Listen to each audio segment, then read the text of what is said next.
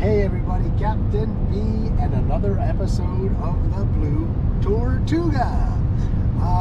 With what we are hoping is the final episode. So, update on the PCR test at 10:45 last night. MJ and I both received an email. That's the only good part. For some reason, the emails are encrypted and we cannot open the attachment from our phones. And obviously we need the document, the test result, in our phone to show when we do the border crossing. So we fiddled with that till a little after midnight last night, and were able successfully, because MJ has her laptop, to be able to finally download her test result, which is negative, and then save it as a PDF and resend it to herself, and so that she has it in her phone. We were not able to do that with my stuff. At 3 a.m. I had a thought to log in to Microsoft 365 from outside the server, so I went through that process. That did not work. So we are on the road this morning, and MJ has her test result, but I do not have mine. So we actually need somebody to go into my computer at the office to go get this thing. So we are working on that this morning, but hopefully, fingers crossed, we will get that sorted out today.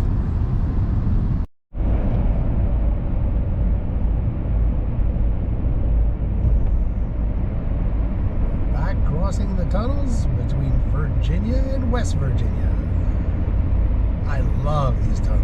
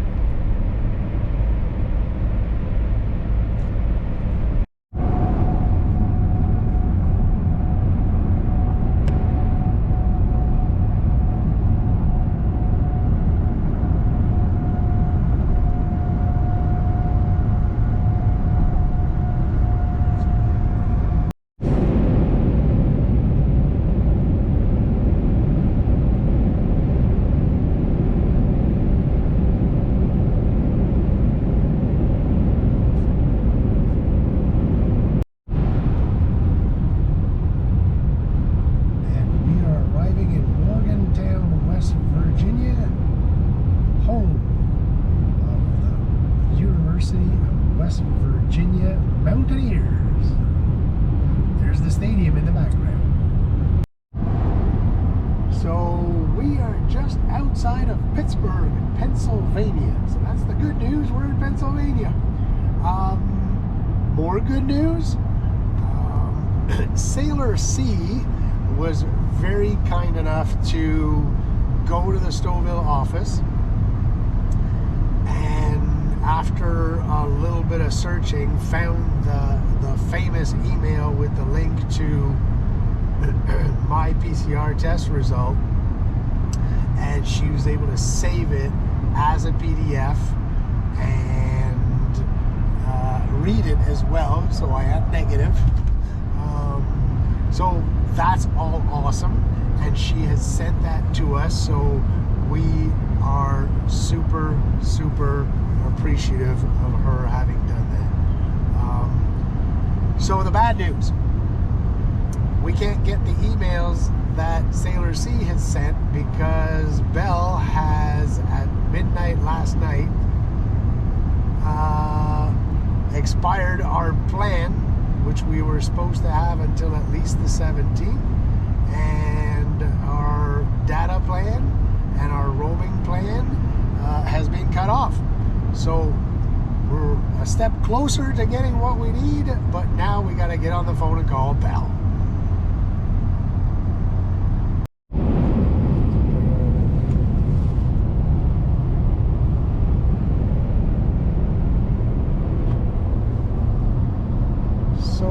we are in New York State, more specifically just outside of Orchard Park, New York. And MJ has spoken to Bell Canada. They have reset both of our travel packages, and the emails have all come in, so we now have our paperwork to be able to make it to customs. So the next stop is customs, and at this rate we will make it home for the Bills game, because the Bills playoffs tonight and I want to be home for that. But if I get COVID between now and the next 15 minutes, I can just stay in Orchard Park and go to the game. But that's probably not going to happen. So we should be home between 6 and 7 this evening. Continue on Peace Bridge. Peace Bridge, and we are arriving at customs.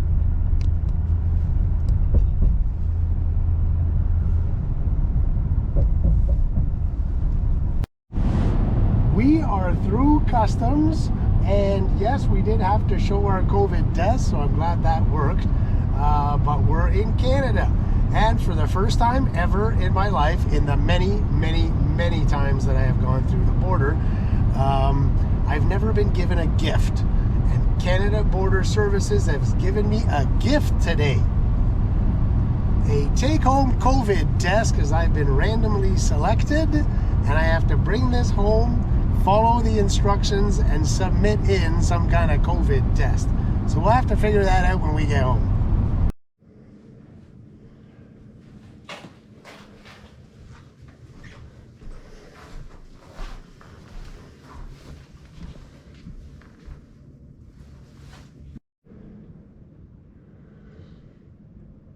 That's the canvas for the boat. Most of it, anyways. Odds and ends.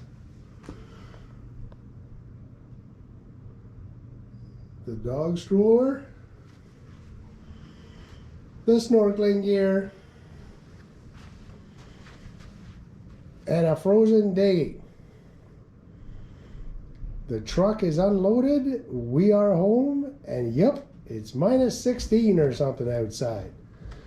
And I should be able to tell you an exact number, but I can't, because I don't know what the Kestrel is. It's somewhere in some of this stuff. Well, we are home. The truck is unloaded. You saw all the stuff all over the place, but still a very long day. But we're home, and we're happy to be home. I wasn't sure what to do to wrap up the whole adventure, so I just want to share a few thoughts. First and foremost, the truck. Wow, just awesome piece of machinery. We had no issues. We had a little check engine light because we got some bad gas, some bad diesel, but the truck ran so smooth all the way down, all the way back, pulls the boat with no issues. Just so comfortable to sit in. There's lots of room. Just the truck was just tremendous. The boat. Wow, what a small little 27-foot boat can take us on an adventure like that. Really something spectacular. Really an awesome decision. The outboard motor just works like a charm. No issues.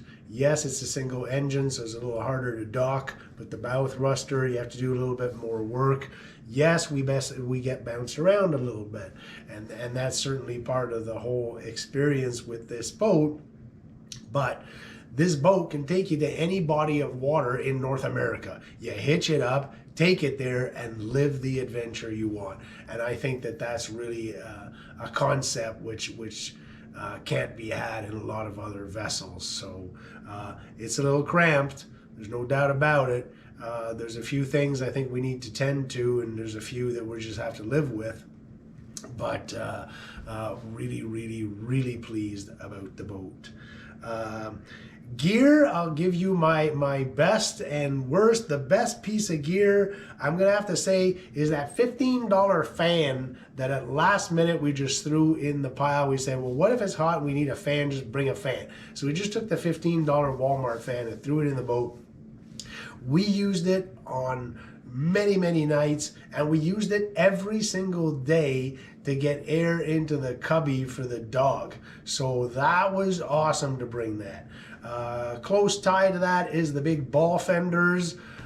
We ordered those almost last minute before we left, and we said, what if we have issues in the lock, etc. Thank God we brought those, because otherwise we would have scratches on the boat, no doubt about it. So really pleased about that. Worst piece of gear is a piece of gear that you did not get to see the entire trip. The barbecue with 3 little canisters, and it was an expensive piece of equipment. I bought a special little case for it. I bought a special little cover for it, and the truth of the matter is none of the marinas that we were in allowed you to barbecue on the boat or near the boat or anywhere at the marina. So none of the marinas allow barbecuing. So that is something that did not get touched, did not get used, and was a significant expense, and we'll see. Maybe we'll use it up here, I'm not sure. I'll give you a little bit my best of, or my favorites.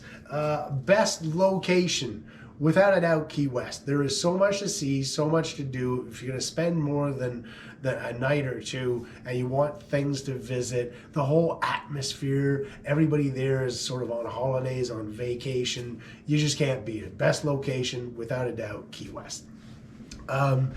Best body of water to navigate. I am going to go with Hawk Channel. I really enjoyed that. You're outside, you're on the Atlantic side. It's not that rough. There's lots to see. You get to see the bridges all the way that connect all the keys. And on the ocean side, you get to see the reefs, and you get to see the lighthouses that you travel down. So bar none, my favorite part of the whole loop to travel. Favorite meal, Cuban night. That was awesome. I enjoyed that. That was a lot of fun. Favorite marina, I'm gonna go with Key Largo. Key West was really up there, really good with it as well, but I think Key Largo wasn't as upscale. It was a little bit more middle class, and I sort of enjoyed that a little bit more. And they had all the amenities there with the pool and stuff, and so it was awesome. I really like that place, and that's a definite go-to again in the future. Best activity, I'm gonna go with snorkeling. I wasn't expecting that, and we sort of planned that as we went, and it's a long time since I hit the water, and I really enjoyed that, especially that very first episode that we showed you the clips, because the water wasn't as murky. That was really a lot of fun. Favorite attraction, the southernmost point. Gotta say it, 29 years before we had the picture taken, so that was a highlight for me, really a special moment. And my favorite experience of the whole vacation definitely had to be anchoring out in the Everglades for the night and spending the afternoon doing a little bit of fishing, and that was really something special. Any regrets? Yes, I'm gonna go with one regret, and that's definitely not enough fishing for me. And there were some technical challenges with fishing licenses that actually prevented us from doing any serious fishing. And that's probably the one thing that I'm a little bit disappointed of in the whole trip, was not to be able to get to do a lot more fishing. So overall, the whole thing, wow, it's an adventure, and that's what did it for me. That was the whole concept of the loop and achieving the traveling of the loop and seeing all those different things. We saw the intracoastal waterway with the $1 million mansions in the small canals and the millions of bridges, and then we got into open water with reefs and snorkeling and lighthouses and the Keys, Key West, just crazy. It's beautiful. Coming up the Gulf side, how that emerald water on the Gulf side is just so beautiful, and crossing the Florida Bay and the Everglades and that peacefulness of absolutely nobody around. So all those contrasts, and I think all those extremes make it such a special adventure. I've got to say the navigating was a big thing for me. Getting prepared each day or every second day for the next piece of travel and studying the body of water, knowing my charts and reviewing everything, putting everything into the chart plotter and getting ready for the next leg of the journey is definitely a big thing for me, and that's a big plus to the whole experience. Not to mention all the planning and all the preparation that we did for like 2-3 months before we went and did this. Maybe even more than 2-3 months of getting ready for the loop. And for me, that's a big part of the anticipation of going on the adventure as well. So, and I take a lot of pleasure in that whole process and of being well prepared to take on the challenges as they come at you during the adventure. And then I guess we got to mention the weather. How do you go 3 weeks without a drop of rain? It's just a miracle. And we were like in the 80s every single day. We brought jackets, did not wear them. We brought sweaters. I think you saw them in just a handful of episodes. We were in shorts and t-shirts, and we were hot the entire vacation. So that really, I think, added to the whole experience. You spend 3 weeks in the rain, it wouldn't be any fun, but really something special. So that's how we're going to close out the adventure. The Florida mini loop is complete, but there will be more adventures. There's always something up my sleeve. So until the next adventure, this is Captain B saying, keep the bottom side wet and the top side dry.